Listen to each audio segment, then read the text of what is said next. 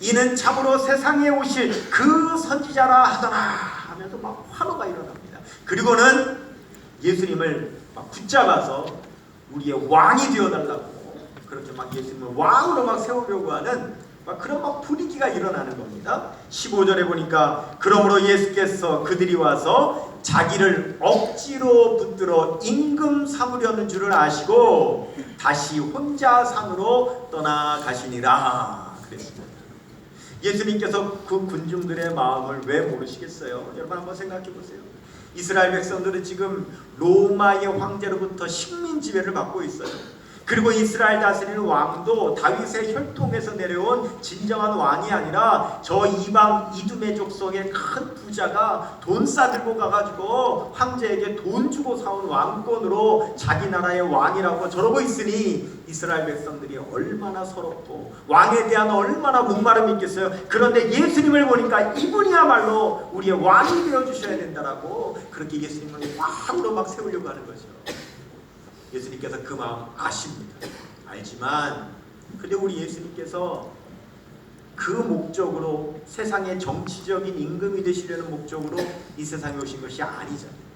예수님께서 하늘의 높고 높은 보좌를 버리시고 낮고 낮은 이 땅에 인간의 몸을 입고 오신 이유는 바로 죄로 인하여 죽을 수밖에 없는 우리들을 죄와 사망에서 구원하시려고 우리 예수님께서 오신 줄 믿습니다. 그렇죠. 그렇기 때문에 예수님께서 이 세상에 태어나실 때에 하나님께서는 예수님의 사명의 이름을 주셨어요.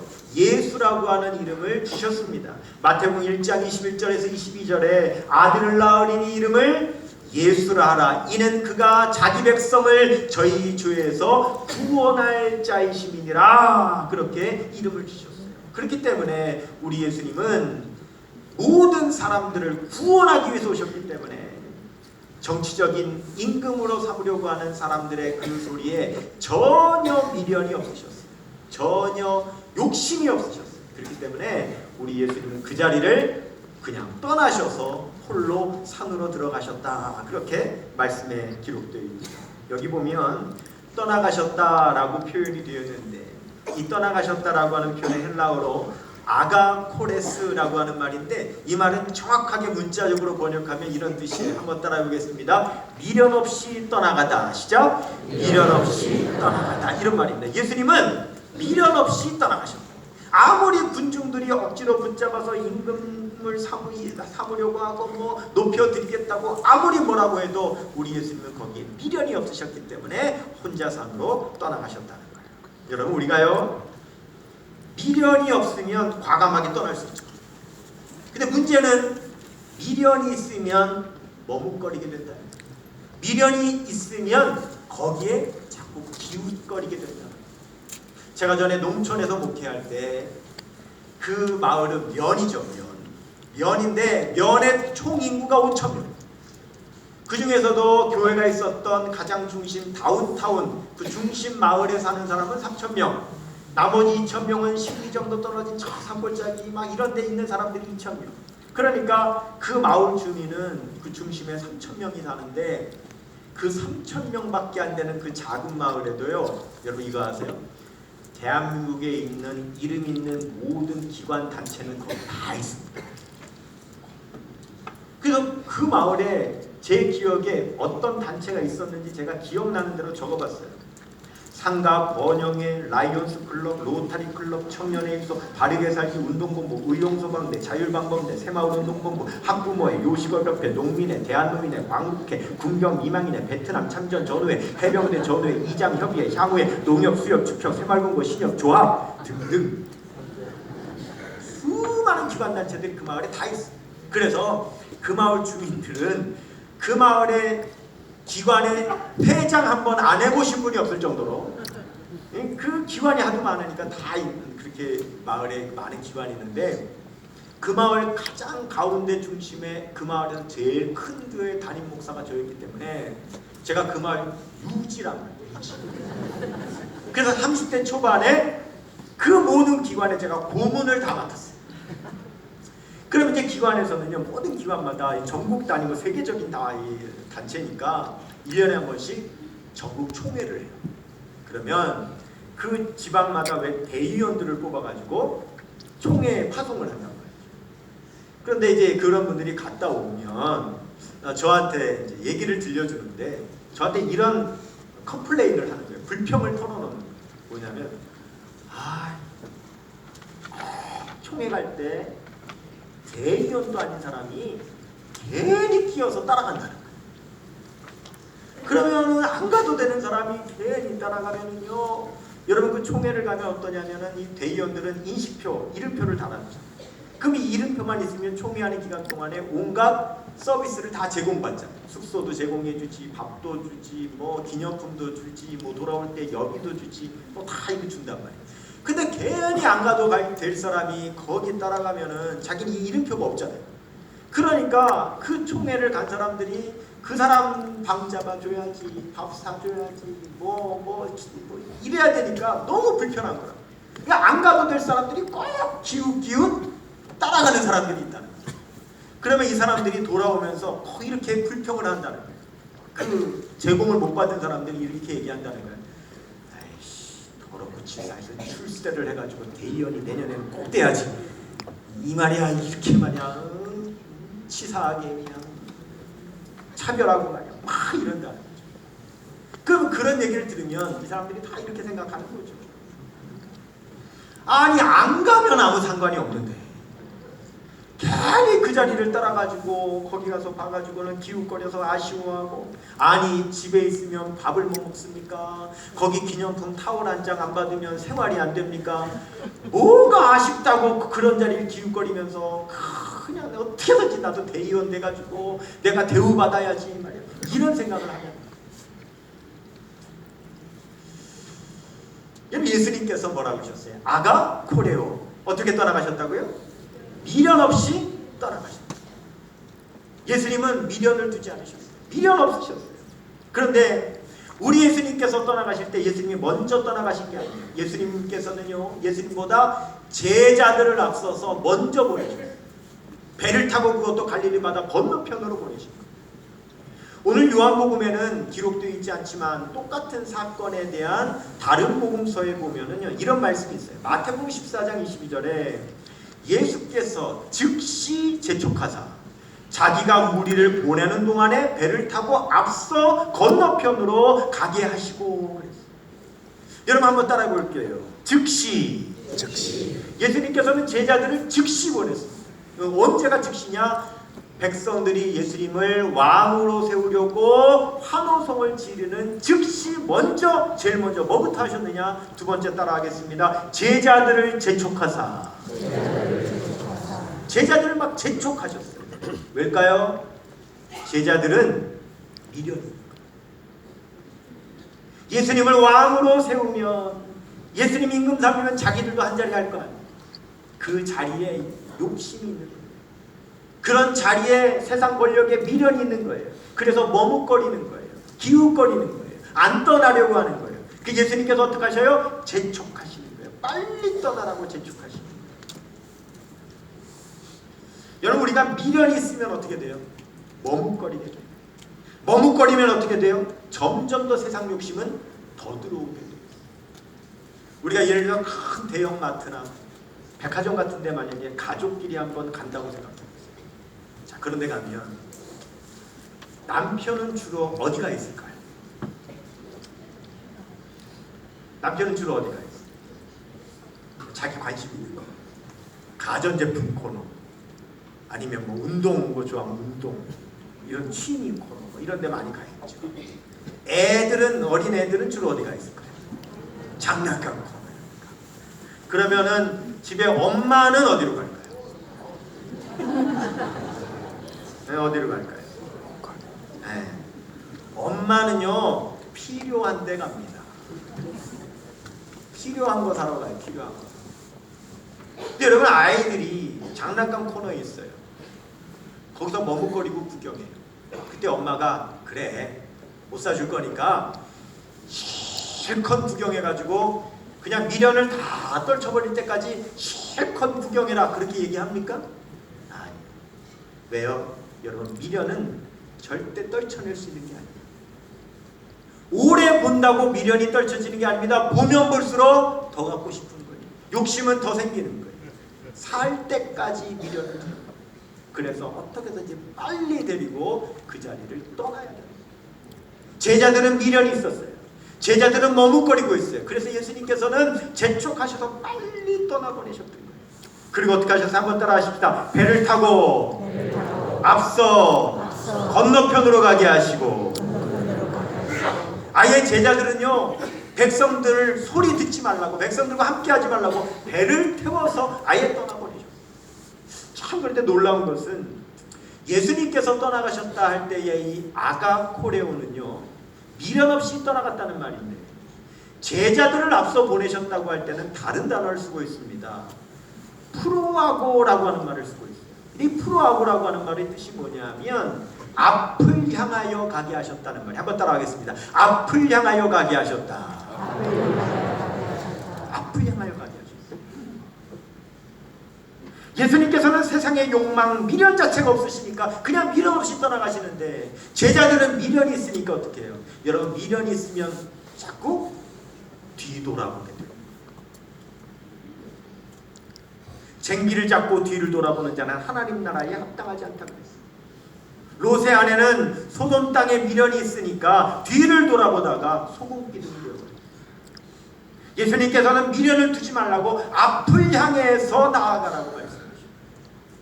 사도 바울은 빌립보서 3장 13절에서 14절에 형제들아, 나는 아직 내가 잡은 줄로 여기지 아니하고 오직 하늘집 뒤에 있는 것을 잊어버리고 앞에 있는 것을 잡으려고 표대를 향하여 그리스도 예수 안에서 하나님이 위에서 부르신 부름의 상을 향하여 달려가노라.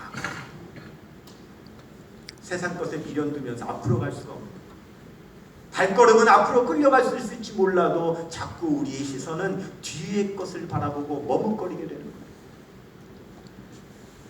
예수님께서는 제자들을 앞으로 향하여 바다를 향하여 나아가셨어요.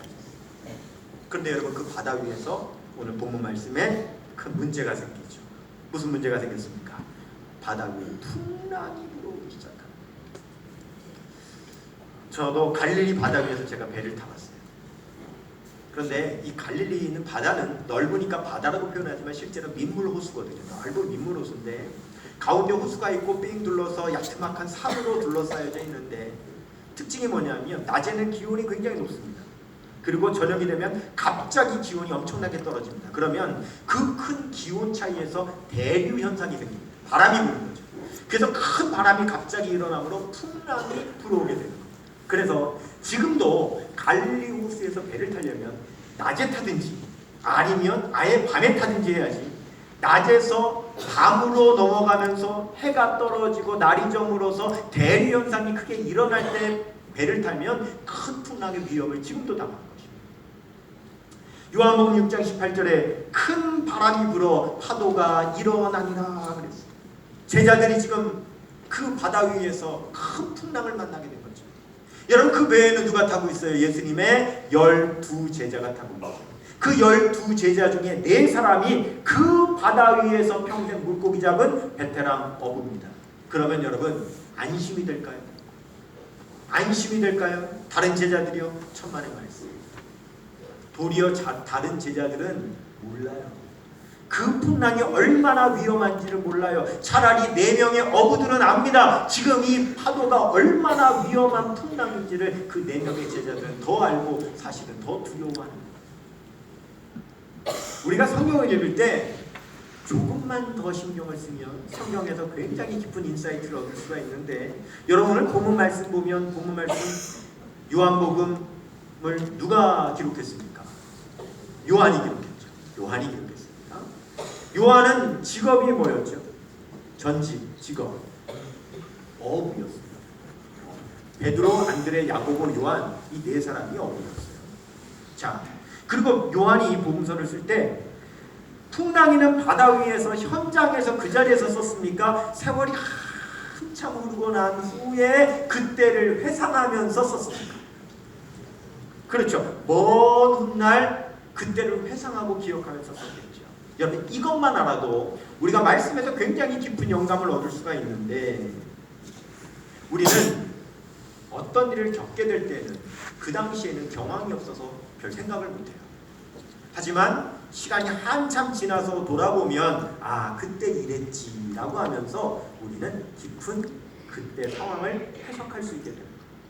오늘 본문 말씀도 그 자리에서 기록한 것이 아니었기 때문에 특별히 예수님의 12제자이기 때문에 그 자리에 있었고 또 어부였기 때문에 그 상황이 얼마나 급박한 상황인지를 누구보다도 잘 아는 그 요한이 세월이 한참 지난 후에 그때의 그 밤을 되돌아보면서 그 밤이 이러한 밤이었다고 오늘 본문 말씀에 해석을 하고 있습니다.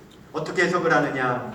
6장 17절 보시면 배를 타고 바다를 건너 가버나움으로 가는데 이미 어두웠고 예수는 아직 그들에게 오시지 아니하셨더니 그랬습니다. 여기 여러분 우리가 두 단어를 주목해야 되는데 한번 따라해 보겠습니다. 자, 이미 아직 이 두 단어가 나옵니다. 이 두 단어가 그 당시의 상황을 해석하는 단어. 첫 번째로 이미 그랬습니다. 뭐가 이미예요? 뭐가 이미라고 기록되어 있습니까? 이미 어두웠고.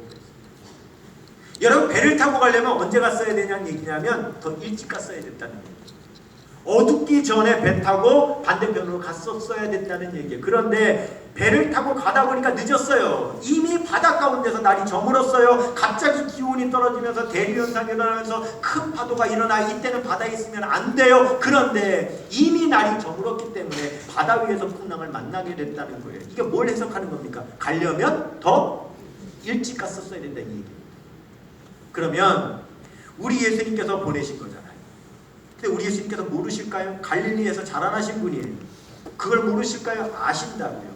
아시면서도 분명히 지금 제자들을 재촉하여 바다 위로 보내면 건너가기 전에 바다 위에서 큰 풍랑을 만나게 될 것을 우리 예수님께서 아셨는데 왜 하필 예수님은 그걸 아시면서도 제자들을 그때의 바다 위로 보내셨는가? 여러분 보세요. 우리가 편안할 때는 작은 거 하나에도 욕심내면서 살아요. 우리 옛날에 그랬잖아요. 옛날 얘기입니다. 우리 보통 뭐 아낄 때 뭐라요? 콩나물 얼마치라도 깎으려고 해요. 안 사보셨어요? 콩나물 옛날에 10원이라도 깎으려고 했다. 콩나물 100원어치 사면 10원이라도 깎으려고 해요. 그렇게 아끼고 안 먹고 안 쓰고 모으고 하지만 그렇게 움켜쥐려고 하지만 인생을 살다가 인생의 어려운 풍랑 만나보세요. 그거 아무것도 아닙니다. 제자들이 미련을 두고 있는 것, 배를 타고 가면서도 미련을 가질 것 같지만 그러나 여러분 생명을 위협하는 풍랑 가운데 들어가 보세요. 내가 움켜쥐려고 했던 것, 그렇게 중요하게 여겼던 것, 그 앞에 서면 아무것도 아닙니다. 예수님은 제자들에게 미련을 떨쳐버리게 하시기 위해서, 그게 인생에서 중요한 것이 아니라고 하는 것을 깨닫게 하시기 위해서 풍랑 있는 바다 위로 예수님께서는 재촉하여 제자들을 미루셨다라고 말씀합니다. 한 가지 더 해석합니다. 뭐였습니까? 아직이었죠. 그럼 뭐가 아직입니까? 요한복음 6장 17절 다시 보시면 예수는 아직 그들에게 오시지 아니하셨더니 그랬습니다. 뭐가 아직입니까? 예수님이 아직입니다. 여러분 아무리 풍랑 불어도 상관없어요. 왜요? 예수님만 계시면 상관없어요. 왜냐하면 예수님은 바람과 파도도 꾸짖어서 잠잠하게 하실 수 있는 분이기 때문에 아무리 풍랑이 있다 할지라도 예수님만 계시면 상관없어요. 그런데 문제는 뭐예요? 아직 예수님께서 오시지 않았다는 게 문제예요. 마가복음에 보면 예수님께서 또 다른 일로 배를 타고 갈릴리 바다를 또 건너신 적이 있어요. 근데 그때는 예수님 같이 계셨는데 고물에 예수님께서 주무시고 계셨어요. 또 풍랑이 일었어요. 그때 예수님께서 일어나셔서 어떻게 하셨습니까? 그 바람을 향하여 잠잠하라 꾸짖었더니 그 바람과 파도가 잠잠하게 된 걸 믿으시기 바랍니다. 그러니까 우리 예수님께서는 꾸짖으시면 바람도 파도도 잠잠해지니까 아무리 풍랑이 일어도 예수님께서 그 자리에 계시기만 하면 아무런 문제가 없는데 문제는 뭐냐? 풍랑이 일어나는 게 문제가 아니라 아직 예수님께서 거기에 계시지 않는다는 게 문제였다고 사도 요한은 그렇게 해석하고 있는 거예요.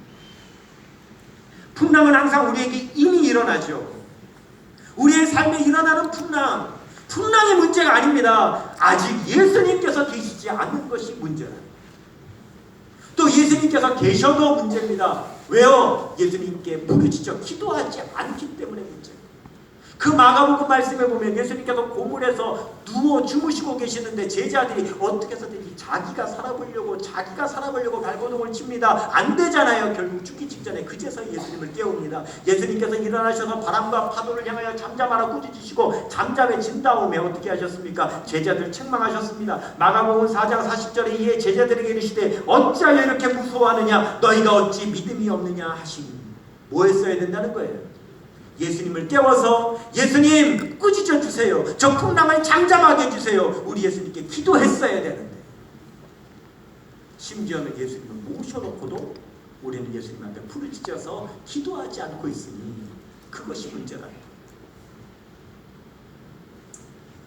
제가 속초에서 목회할 때 송수학 집사님이라는 분이 계셨어요.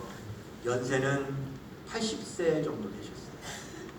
그분들이 신방을 갔는데 그 집사님이 저에게 책 한 권을 꺼내서 저를 주세요. 이 책이 뭐냐면 이 책이 뭐냐면 가이드 포스트라고 하는 세계적인 미국에서 발행하는 세계적인 기독교 잡지입니다. 여러분 1980년대에는 이 가이드 포스트가 아주 기독교에 세계적인 영향을 끼친 그런 아주 훌륭한 잡지입니다. 미국 잡지인데 이것은 1985년 2월판 가이드 포스트 그 잡지인데 미국에서 발행된 것을 한국어로 번역해가지고 출간한 한국어 번역판이에요. 이렇게 매주 나와요. 그리고 보면은 한쪽은 영어로 미국에서 만든 걸 영어로 써 있고 한쪽은 한국어로 번역하고 써 있는 이런 잡지입니다. 근데 이걸 저한테 내미시는 거예요. 저를 주시는 거예요. 그래서 집사님 이걸 왜 저를 주세요? 그랬더니 그분 하신 말씀이 목사님 이 1985년 2월호 여기에 그분의 간증이 실려 있다는 거예요. 자기 간증. 그러니까 아주 그 미국에서 발행된 세계적인 잡지에 자기 간증이 여기 실려 있다는 거예요. 그래서 놀라서 제가 그 내용을 펼쳐서 봤는데 제목이 뭐냐면 망망대해에서 난파당한 한 선원이 생還하기까지의 생생한 체험기. 소제목은 그분이셨다. 영어 제목은 I saw my God 이라고 하는 제목입니다. 굉장히 내용이 길어요. 4페이지짜리인데 제가 아주 줄여서 읽어드릴게요. 우리 배가 속초항을 떠나 출어에 나선 것은 1980년 2월 22일 정오 조금 지나서였다. 목적 해상은 대하태. 도착한 시간은 밤 10시경이었다. 겨울 밤바다의 갑판 위에서 나는 담뱃불을 댕겨 들이마셨다. 담배 연기 속에 기름 냄새가 심하게 들어왔다. 순간 예감이 이상해서 기관실 쪽을 돌아보았다. 펑 하는 소리와 함께 기관실 창문이 떨어져 나가고 삼킬 듯한 불이 뿜어져 나왔다. 장형! 장형! 기관실에 장형을 불렀으나 소리가 없었다. 에어탱크가 폭발하면 우리 끝장이다. 빨리 구멍보트 내려! 선장은 소리쳤다. 12명의 선원 중 기관사는 죽고 11명이 보트에 몸을 실었다. 물갈퀴가 될 만한 것을 총동원하여 배에서 멀리 떨어지려 안간힘을 썼다. 천지를 흔드는 굉음이 들리며 배는 폭발했다. 우리는 서로 부둥켜 안고 장영 장영하면서 엉엉 울었다. 1시간가량이 흘렀다. 지나가는 배 한 척이 없었다. 그 밤에 바람의 낌새가 수상했다. 풍랑이 몰려오고 있었다. 나도 모르게 입으로 하나님을 불렀다. 나의 아내는 교회에 나가는 여자다. 아이들도 제 어미를 따라 예수를 믿는다. 기회 있을 적마다 나에게 예수 믿기를 권하던 가족들의 얼굴이 생생하게 떠오르고 뜨거운 눈물이 흘렀다. 가족의 권유로 마지못해 몇 차례 교회 나가본 것이 전부였던 내가 이 지경에 하나님을 찾다니 염치가 없었다. 나는 믿음이 없었음을 후회했다.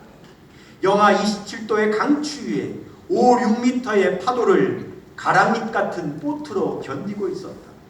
집채만한 검은 물체의 파도가 몰려왔다. 삼각 파도를 하나 넘으면 깊은 계곡 속으로 빨려 들어갔다. 파도 하나를 넘을 때마다 선원들이 다 있는지 살펴야겠다. 4시간쯤 싸우고 있을 때 배가 나타났다. 우리는 힘을 합쳐 사람 살려 하고 소리를 질렀다. 그러나 불과 50m 앞에서 배는 그냥 지나갔다. 또 1시간 후 다른 배가 보였다. 일본 배였다. 불과 200m 앞에 있었지만 갑판 위에 아무도 없었다. 소리쳤지만 배에서는 인기척도 없었다. 나도 모르게 하나님 살려주세요! 라고 소리쳤다. 그 순간 누군가 갑판으로 나왔다.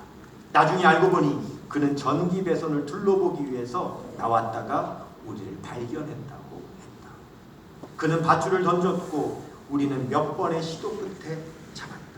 한 사람씩 갑판 위로 내뒹굴었다.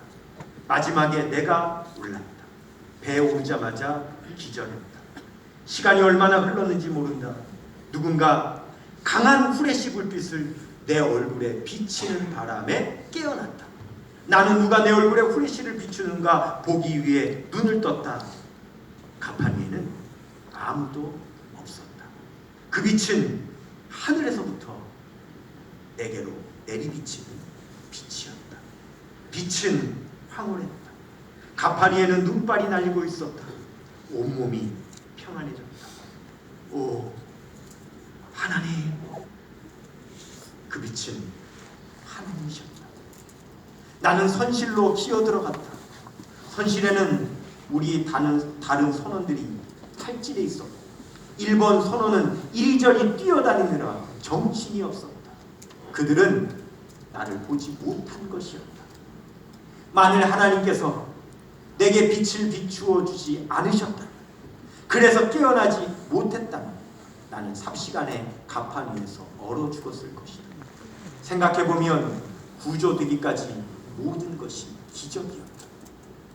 수많은 삼각 파도 중에 하나만 우리 보트를 뒤집었어도 구조가 조금만 더 지체되었어도 갑판 위에서 하나님의 빛을 보지 못했다면, 깨어나지 못했다면 어찌 되었을까?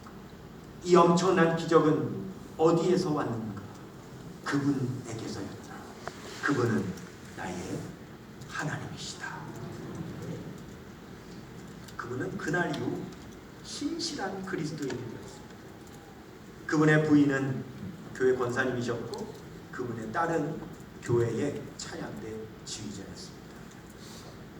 그분은 자기에게 이 귀한 한 권밖에 없는 이 귀한 책을 저에게 주시길래, 아니 이 귀한 책을 왜 저를 주시냐? 그랬더니, 목사님, 저는 나이가 많잖아요. 저는 곧 세상을 떠날지 몰라요. 그러니 목사님께서 이 책을 가지시고 많은 사람들에게 저를 대신해서 간증해 주세요. 그리고 이 책을 저에게 주셨습니다. 여러분, 우리는 성경에 나오는 많은 풍랑 이야기를 알고 있죠. 요나가 하나님의 명령을 피하여 다시스로 도망가다가 배에서 풍랑을 만난 이야기도 알고, 사도 바울이 로마로 압송되어 가다가 유라블로라는 광풍을 만나서 죽을 위기를 겪었던 풍랑 이야기를 우리는 알고 있어요. 그리고 오늘 본문 말씀에 나오는 제자들이 갈릴리 바다 위에서 풍랑 만난 이야기도 우리는 알고 있어요. 그런데 우리가 풍랑 만난 이야기는 많이 알고 있는데, 실제로 이 세상을 살면서 풍랑 치는 바다 위에서 생명이 위급한 그러한 여러분 위험을 겪어본 사람은 실제로 많지 않습니다. 그리고 여러분, 그런 거 겪고 싶지 않다면 평생 배 안 타면 돼요.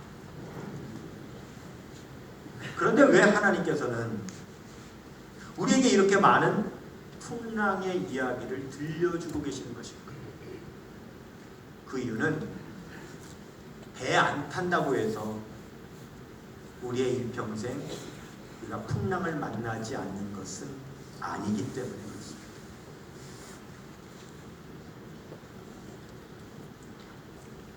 작가 황상열 씨라고 하는 분이 쓴 인생은 바다다라고 하는 글이 있어요. 7년 전 4번째 회사에서 해고되었을 때 내 인생은 끝나는 줄 알았다. 대비할 새도 없이, 내가 피할 기회도 없이 내 인생의 풍랑은 이미 와 있어 버렸다.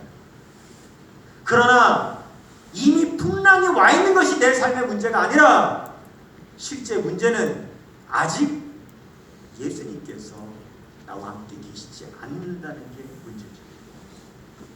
내가 인생의 풍랑 앞에서 헤매고 있을 때에, 두려워하고 있을 때에 내니 두려워하지 말라고 말씀해 주신 예수님이 없는 것이 문제고, 바다와 파도를 향하여 잠잠하라 꾸짖어 잠잠케 해주시는 예수님께서 내 인생의 배에 함께 타고 계시지 않는 것이 문제라고 오늘 성경은 우리에게 말씀하고 있는 것입니다. 이미가 문제가 아니라는 거죠. 아직이 문제라는 겁니다. 사도 요한은 예수님께서 그 배에 오르셔서 그 파도와 바다를 잠잠하게 하시고 그 바다 건너편으로 가신 것을 길게 설명하지 않았습니다. 요한복음 6장 20절에서 21절 이르시되 내니 두려워하지 말라 하신대, 내니 두려워하지 말라 말씀해 주시면 되는 줄 믿습니다. 그 내 인생의 풍파를 향하여서 잠잠하라고 명령해 주시면 되는 줄로 믿습니다. 여러분의 인생에 지금 어떤 풍랑이 불고 있어요? 여러분의 인생에 불어오는 그 풍랑 앞에 여러분에게 그 인생의 배에 영접하여 모신 예수님께 이렇게 기도하세요. 주님이시여, 이 손을 꼭 잡고 가시옵소서. 저는 너무나 약하고 피곤합니다. 인생의 폭풍 흑암을 헤치시고 제 손을 꼭 잡으시고 인도하여 주시옵소서. 인생이 힘듭니다. 세상이 험합니다. 고난이 겹쳐옵니다. 주님, 저를 도와 주시옵소서. 저의 외치는 이 소리에 귀를 기울여 주시옵소서. 제 손을 꼭 잡고 인도하여 주시옵소서. 우리 모두 다 같이 자리에서 일어나셔서 그렇게 우리 하나님의 찬양으로